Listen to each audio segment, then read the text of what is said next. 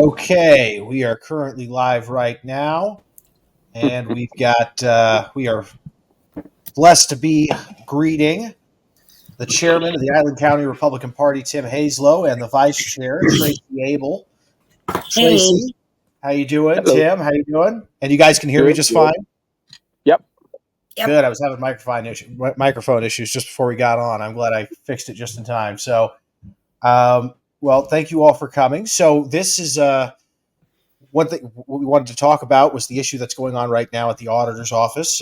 Clearly, we've got a little bit of a kerfuffle, and we'd like to find a solution here. So right now, the auditor is Sheila Kreider, who is a Republican, and we have a mask mandate in the auditor's office right now that prevents anyone from going inside the counting room, the room where they actually count the ballots, without wearing a mask. Is that correct?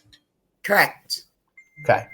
And so, first I'll ask you what happened, Tracy, because you were there and you were escorted out by police, and the video has gone just about viral.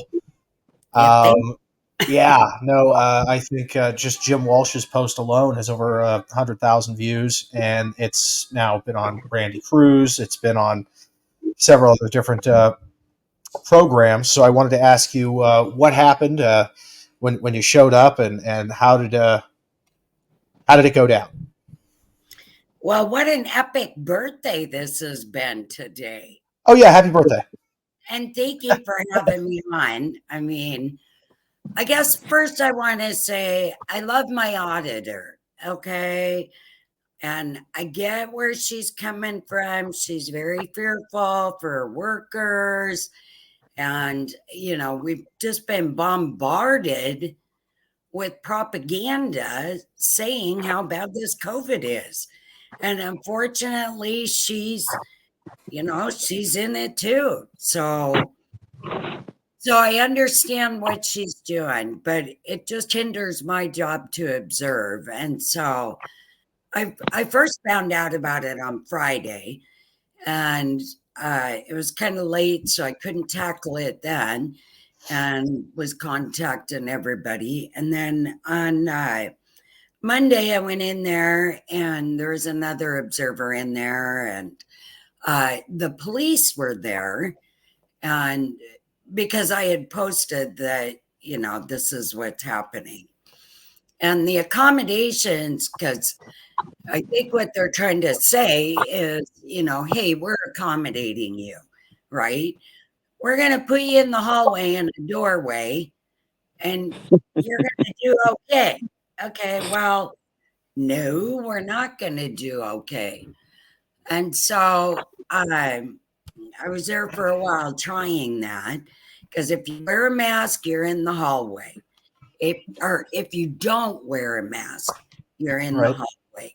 If you wear a mask, you can go into the rooms, any of the rooms where they're verifying signatures, where they're processing the ballots, where they're recording them, but only if you wear a mask can you go in there.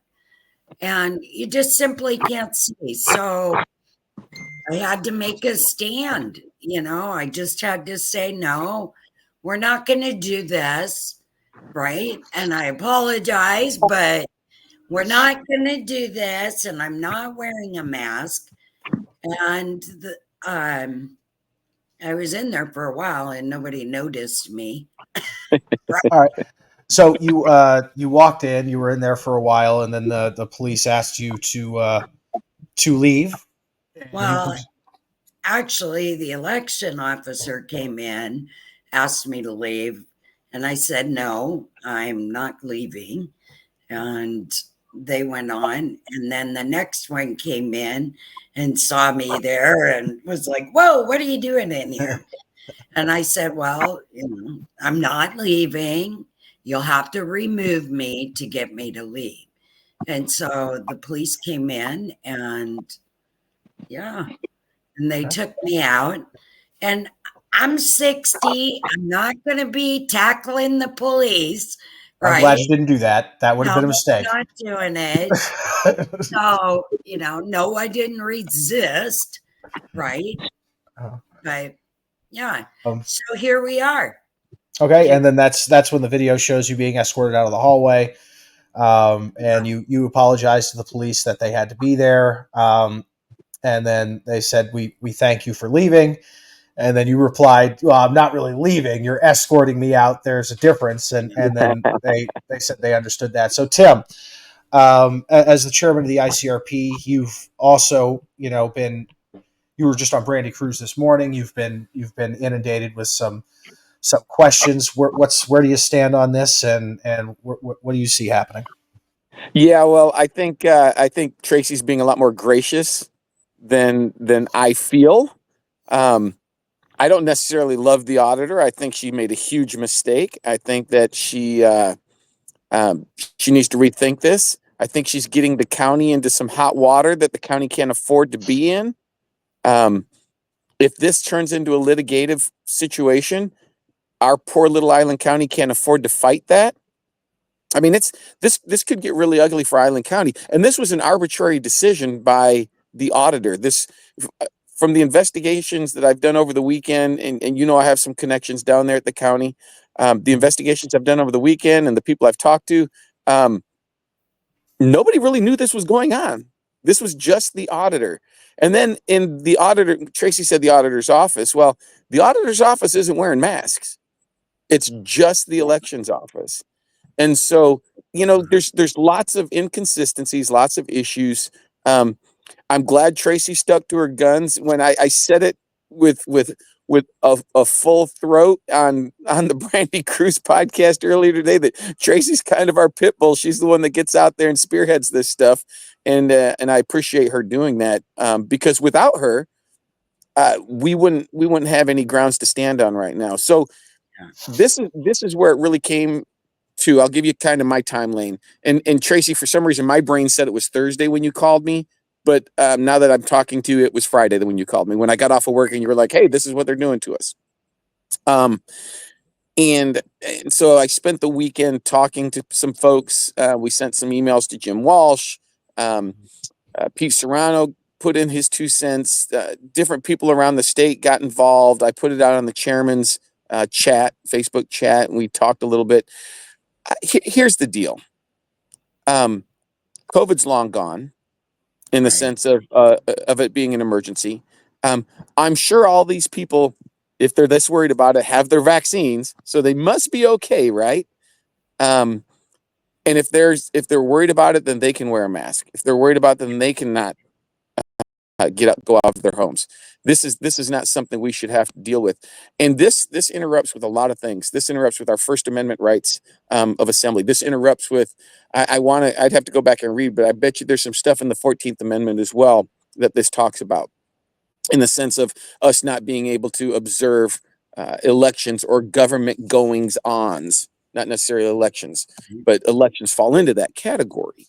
So I just think that they really need to back off. I think our pressure campaign is it's relatively passive in comparison to what it could be. I've gotten calls from people from other states and other places in the country that think this is something that they can just jump right on and pull out the lawsuits and really punish our county.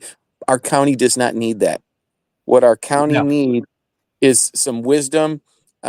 Maybe somebody else in the county needs to go talk to Sheila and say, "Come on," in the famous words of Joe Biden, right? "Come on, man, let's fix this. Let's get rid of that mandate. Let's observe these elections, and let's let Donald Trump win." right. And with that being said, we did the cease and desist, to Yep, stop it.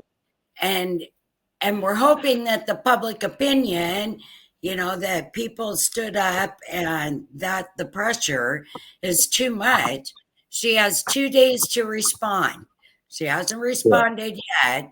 But if she doesn't respond, I have no other choice but to file a lawsuit. Her that's right. peers get active. And if they cannot persuade her to get this out, I mean, the whole goal for me to be in that to be an observer is not just for the candidate, but it's also for our election team. I want everybody to know that, hey, we have a great election team. They're on top of it. Nothing nefarious is going on. And I can say that because I'm in there. But if I'm not in there, then I can't say it. And so that doesn't look good. And we just have no other choice. I don't want to sue our county either. Right. Mm-hmm. But That's right. if you don't back down, it's not about the money. I'd use the money personally to build a new election building. I mean, geez, we need to, I don't know what Island County's doing, but we really need to revamp that building. They need some new equipment in there. This is just unacceptable, really. Okay. Yeah. And now, to be fair, this isn't all of Island County. This is just one office. So I a lot of Island County is completely innocent of this. I was talking the building, right? Right. Okay. Yeah. Because all of Island County is responsible for neglecting the election system here.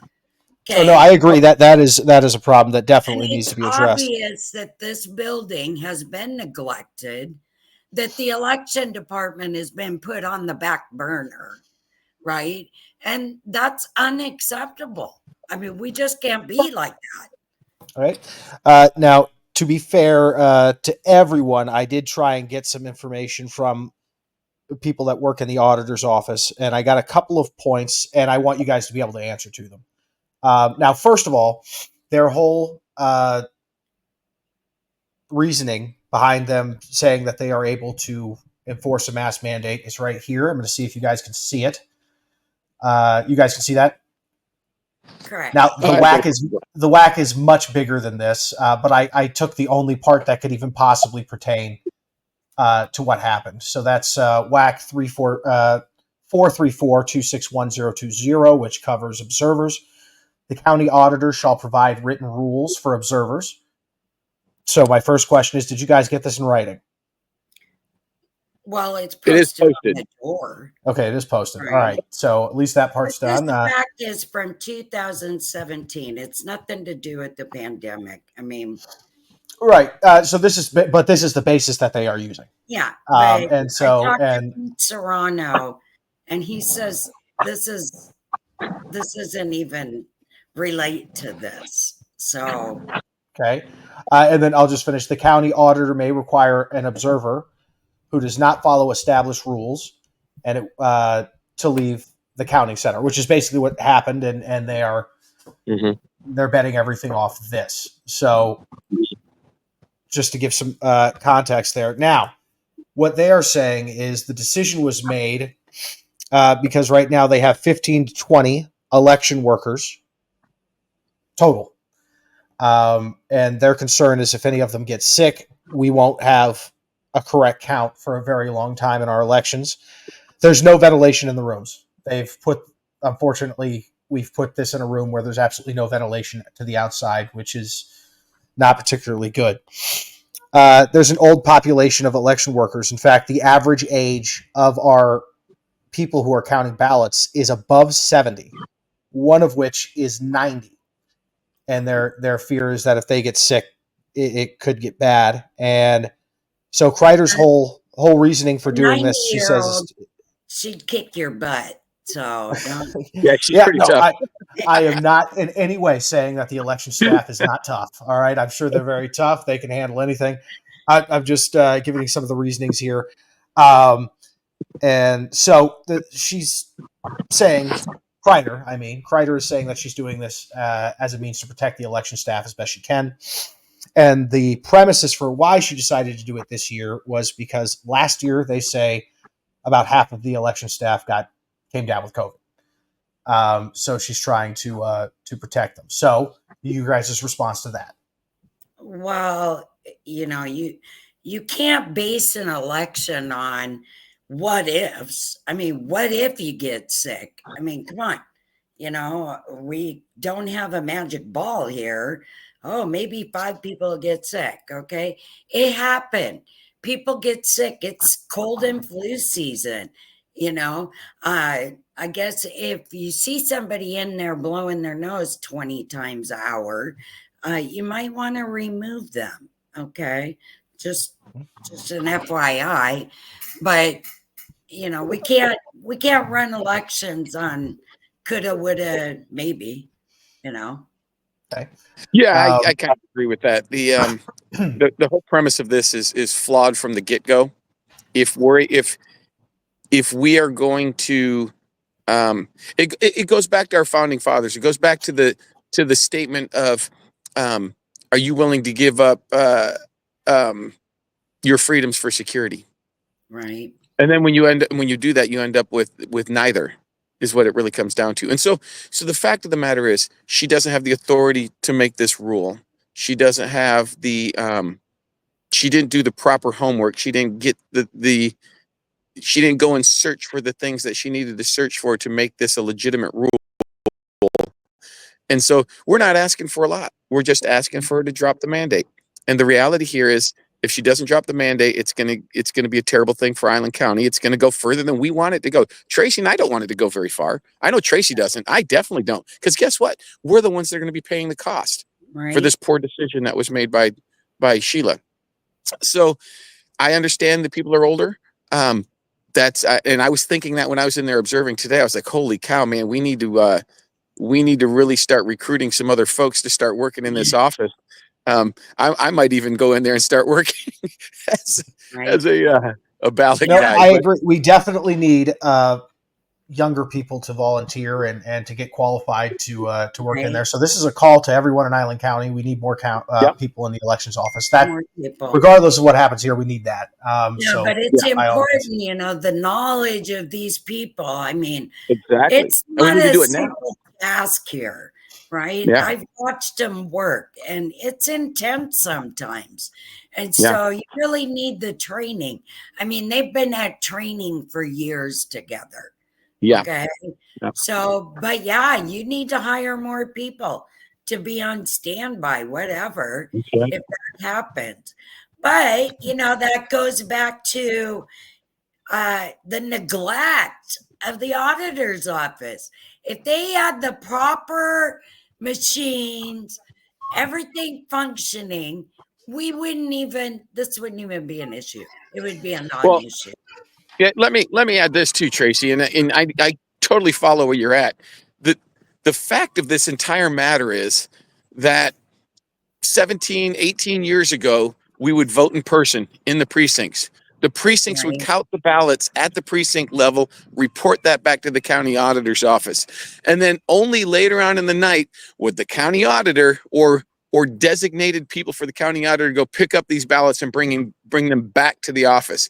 We knew who won an election that night. Hand counting ballots, we knew who won that election that night. Now we have all this digital stuff. We have all these mail-in ballots. We don't know who won an election for a week and a half, 2 weeks, 4 weeks in some cases. And so did we do ourselves any favors here?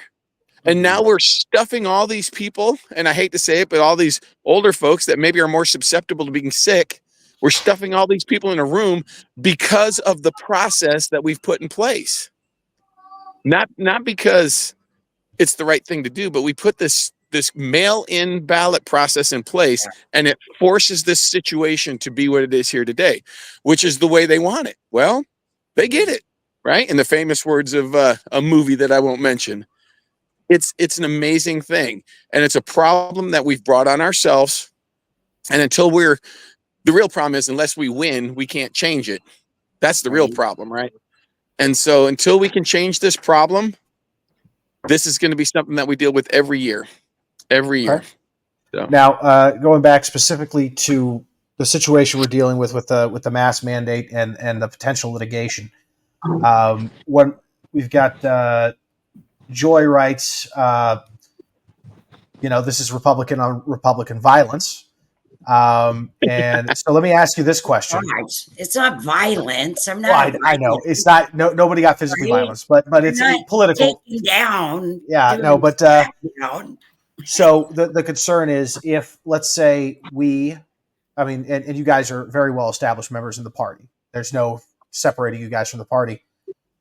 If we file a lawsuit against a Republican auditor and Island Counties suffers, then the fear that I have, and this is, I'm not telling you an opinion on it. I'm just saying a fear that I have is that we will have Republicans suing a Republican auditor, trying to convince people that we had to sue the Republican and we shouldn't elect Republicans because Republicans can't handle them. That's the rabbit hole I'm afraid of. Yeah, well, here I'm gonna be what it could, I disagree, and I'm gonna be real. I'm gonna be real abrupt here. Whoever called this Republican, what did this person say? Oh, Republican on Republican, Republican versus Republican. I added the violence myself. Yeah. Oh, okay. There's no violence there. There's one thing that you will find is that the Republican side does not have. There's not a lot of violence on the Republican side. We do things correctly, lawfully, and peacefully, and so that's not going to happen. Here's the reality: we got a bunch of soft, squishy, old school, been around forever and ever Republicans in Washington State that aren't going to and won't change anything. And we've been electing these people in primaries, or we've been pushing them up through the party system for so many years. They're still not winning, even though we're pushing up the most electable candidates. How many of them are in office? Yeah. You see what I'm saying? In office. So I'm there you go. My point is well made, isn't it? My point is well made. I'm done pulling punches, guys. This is the fact. We need some strong conservative leadership. We need them to step up, win, lose, or draw. We need them to make the fight, keep it in the forefront of everybody's mind. And ultimately, when this state dissolves into the chaos that it's heading to, the people will realize that they went the wrong way and that pendulum will swing. Right. So I just can't accept the Republican on Republican. And if we have a disastrous Republican, then it's our jobs as Republicans to go to them and correct them or get rid of them if they're not correctable. Right. And so that's part of our job as Republicans. We can't, we're not Democrats where we're just going to roll over and say, oh, you got a D next to your name, you must be great. Yeah. So, my opinion, for what it's worth. Right. All righty. And we also got a write-in from candidate Kerry Kennedy. Oh, hey, Kerry. Yeah. Oh, and I can show it. Neat. So emails sent to the candidate and, sent 2 observers per candidate, no mention, no written mass mandate. I think what she means is emails were supposed to be sent to each candidate letting them know about the mass mandate, and they didn't receive those emails because each candidate is allowed to bring in 2 observers. Well, I think they had the meeting,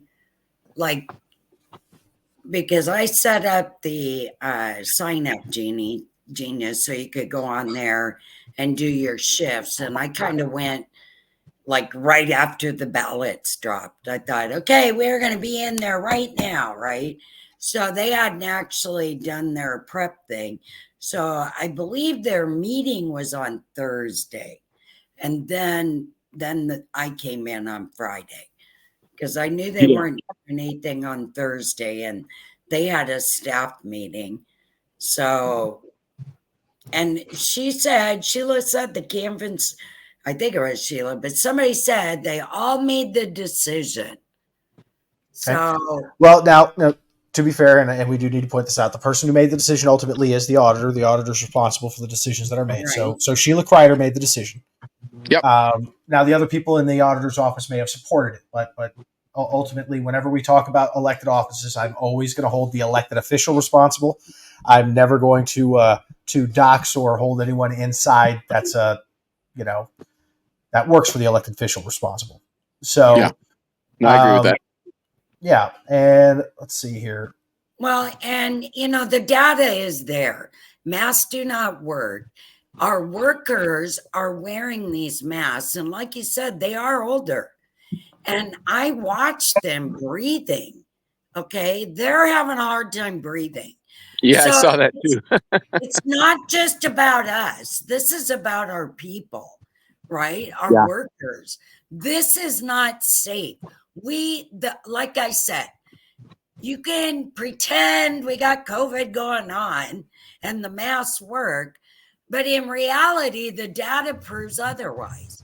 So, we need to protect our people from irrational decisions. I mean, when you have the health department not knowing we're having a COVID problem, that's an okay. So that is the one part that does make it interesting, because the health department was contacted. The health department says no, there is no outbreak of COVID. This isn't required, and so Sheila Kreider is entirely defending herself based off the whack, not because of any mandate by the governor. No, there is no Personal mandate by the feelings and governor. opinion. Yeah. Right. She made the decision based off, and I believe her when she says she's trying to protect her staff. I believe her on the face value. What she's trying to do is protect her staff. And we can agree or disagree. And even in the Republican Party, there's agreements and disagreements on whether or not masks work. I don't think that's the issue. The issue is, does she have the authority to do it? One. Exactly. And two, if she does, did she make the right call? And, it's... I think there's more to it than that. Does she have the authority to do it is one. And is there a precedence for her to make this decision? That's even bigger than if she has the authority. Because just because you have the authority to do something doesn't mean that thing needs to be done if the circumstance surrounding that thing doesn't match the need. And so I think a judge would only worry about whether or not she has the authority to do it. And if she does have the authority to do it, she's in the clear. If she is in the clear, then it would be up to the people to find another auditor if they don't like what she's doing. Now, going back to this, it says she shall provide written rules for observers, which she did. And the county auditor may require an observer who does not follow the established rules to leave the counting center. So this is the entire argument in her favor. The question I have is she able to create a mask mandate without the authority of the health department or the governor, who ultimately is the authority when it comes to government buildings, I think, and dealing with things like that. So now, if they find that, if this does go to litigation and they find, Sheila Kreider is correct, she provided written rules. And let me give you an example here, because in business, if I ran a restaurant, I can ask for people to wear masks. It would probably be a bad business decision right now, but I can ask people in my business to wear masks and deny service if people do not. And that is fair. It's my business. I'm making my own judgment call. No shirt, no shoes, no service. Yep. The only reason that this is questionable is because it is a government facility that is open to the public. And from my understanding in the past, the governor has been the ultimate authority when it comes to government buildings, right? Just like the president has the ultimate authority when it comes to federal buildings. But all that gets delegated out to the lower elected officials based on their own building. So Sheila's in charge of her building, basically. Okay. Then that would tell me that she does have the authority. So legally, she's not wrong. I don't did she make a... No, she's wrong. I'm telling you, I'm trying to find it here. Okay, yeah, please do. If you've got something, because I am not an attorney. I do not pretend to know. Lots of legal people out there. Lots of legal people out there have told us that that she does not have that authority. That authority has to come from a health department of some kind, with proof that it's going to be there's an issue, that there's something going on. I mean, she could just say, "Hey, you know what? I think blonde people shouldn't be able to watch the auditor's office because blonde hairs might clog up the printer." Okay. I don't think that's a fair assessment. I think a fairer assessment would be if she said something like, "I only want you to have one shoe." that would be something that you could take it to the ridiculous level. But people of different races, origins, and hair colors are protected by many 14th government. Amendment. Yeah. Well, So the fact is, if we do not set this or stop this, this sets precedent for That's right. every officer in Island County to be able to dictate what happens on a health basis. They're not qualified to do this. Nope. This is not a health crisis. That's exactly right. Right. And so, and it's against my constitutional right to force me to do anything. Not happening. Right. no, I agree. Not a law. There's absolutely no law. Let's get back to that. I agree. They can't force you to do anything. 100%. The question is, can they ask you to leave? That we're dealing with now. The other thing I wanted to bring up, that she was given a cease and desist letter. Is that correct?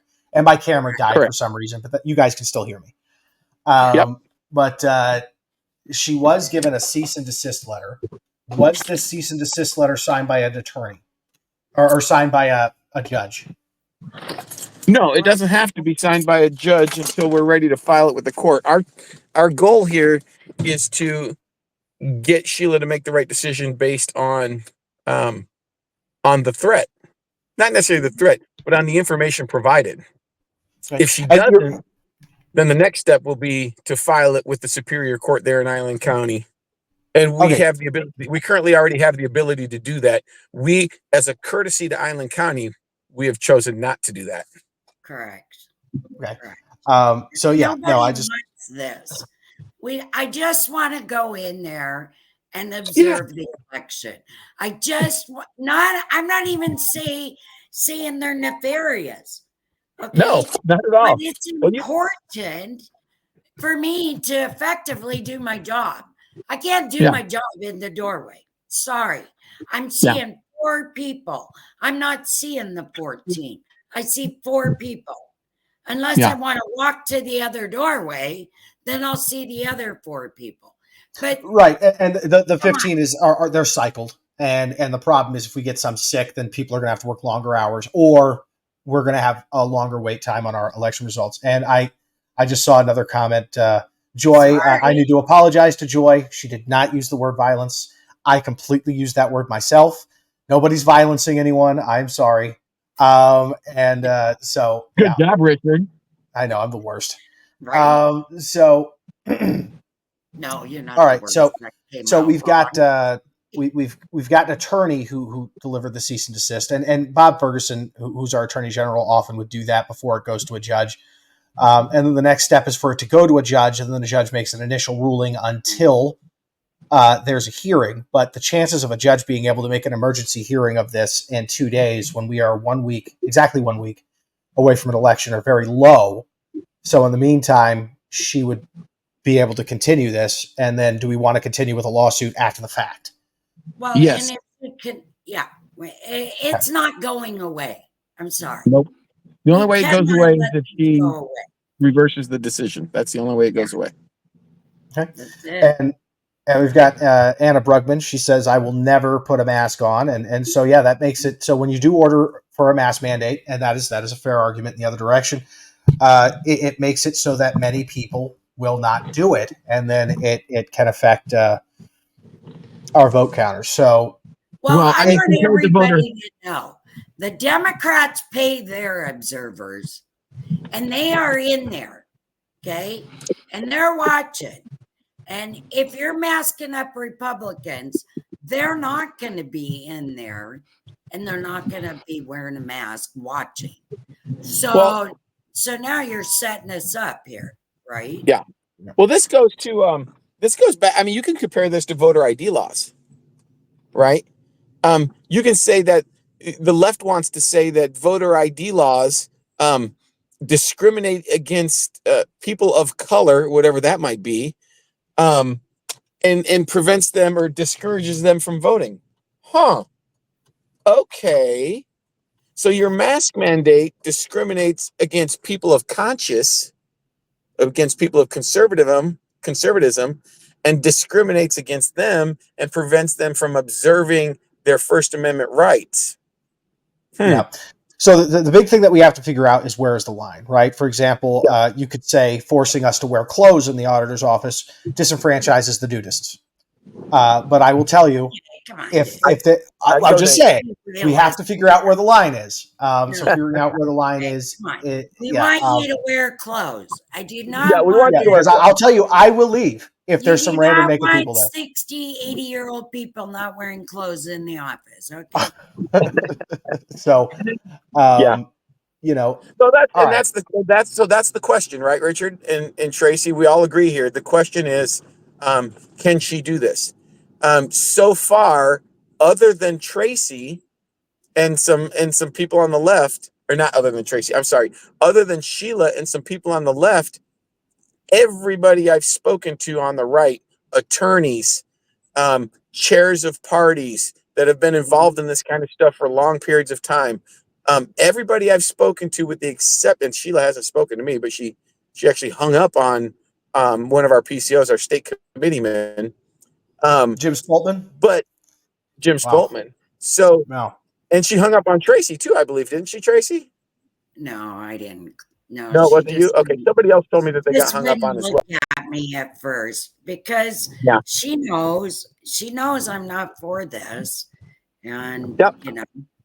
But I did talk to her, and it's not like we don't have people talking to her, because we do. Right, exactly. We have people that have more of a relationship with her that are discussing this with her. And I can tell you, she cares about Island County too. So we just want to know, how far are you going to take this? Like, I really wanted to do all this. Like, I want to be escorted out, or the police, or I don't want to do this. I just want to go in there, observe, go home, tell my people, hey, the auditor's office is doing an awesome job. I just want to say, though, that Jim Walsh is the Republican Party chairman of Washington State, has been phenomenal. He's helped us every step of the way. So, we do that brings me back to the point. That everybody we've talked to so far has said no, that WAC doesn't give the authority for something of this nature, and that they believe that this is an unlawful rule. And so, with that being said, if it has to go to court, then I guess it has to go to court, but it needs to be figured out. Okay.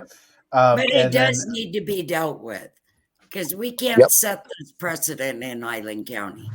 That's right. And we're the only county doing it. Only county. Probably in the whole United States. Now, Karen Wilson, she writes, if she had to, or she was asked to, she would wear a mask. What's the big deal? And, that's Come on down. That's a question that's fair to ask. So I guess the question I have is, because we do need our observers to be there. I mean, just on both sides, because we just want to make sure that people can say, everything was good. And I think everything right now that they're doing in the auditor's office is good. I think Sheila Kreider's done a fantastic job with that. And I can tell, because if you guys remember the auditors, or not the auditor, I'm sorry, the election for the assessor between TJ Kabusiak and Kelly Mauk, where Kelly Mauk won by 12 votes. The count was only off by 1 vote when they did a hand recount of all ballots. So they're pretty accurate in there, and they're not doing anything nefarious. So, but we do always, of course, want eyes on, because that's just good for democracy.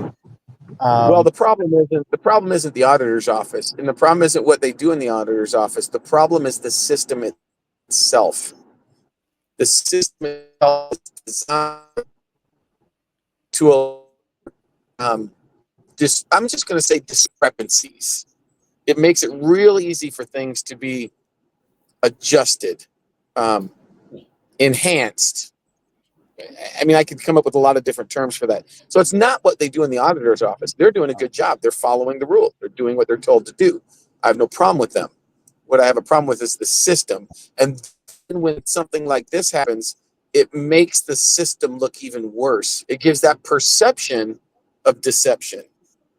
Even though that deception's not there, it throws that perception out there. And people, I'm telling you right now, there's people on the right and probably some people on the left that are saying, wait a minute, what's going on here? You mean to tell me that certain people aren't allowed to watch the count and certain people are? And so it's the perception that's the problem. And I don't think that she took that into consideration. Yeah. Well, and now, to be fair, and I want to be fair, and you guys have noticed that I, in an abundance of caution, I'm making sure that I state both sides. Everyone is allowed to go. Yes. The only requirement is that if you go into that room, you have to wear a mask. And so, all right, yeah, no, I mean, so then I guess the question, will this lawsuit go forward? Because I don't think Sheila Kreider's going to change her mind. I think she's made the decision that that's really too bad because this affects our county. This is where where we live, and she needs to think a little more on this one. But I know somebody say, "Yeah, well, you need to wear the mask." Hello, I am an observer. I've been an observer now for 3 years. Nobody's breaking down the door to be an observer. It's not like it's a sought after volunteer position. Yes, the Democrats pay their observers. Republicans, we don't. And so, I would love for all you mask wearing Republicans to come on in then. That's right. I just don't see the volunteers. So, All right. Well, that's all the questions I had. So, I mean, I guess we'll see what happens, and then we'll see where this goes. I will make one last point about the masks. So I'm standing in the doorway. I'm watching all these folks move the baskets of ballots around and take them out of the envelopes and look at them. And I'm looking at their faces, their eyes, and I'm looking at these masks. And these masks are bulging out, then sucking in, bulging out, then sucking in, and then they'll reach up and pull the mask away from their face so they can get an honest breath or two, and then the mask gets sucked right up against their mouth again. There is nothing safe or enhancing about wearing that mask, and study after study have proven that since COVID. So it's a bad decision. It's a bad precedence, and she needs to change her mind. And if she doesn't, we're going to have to push forward and change her mind for her. Okay. Yeah, and we've already got a lawsuit lined up. It's not about, are they going to be able to do it? Oh yeah, we're doing it. So you better think long and hard. Are you willing to put our little county through that? Because we will fight this. This is an invasion of our constitutional rights. Forget the mask. Let's talk about the Constitution.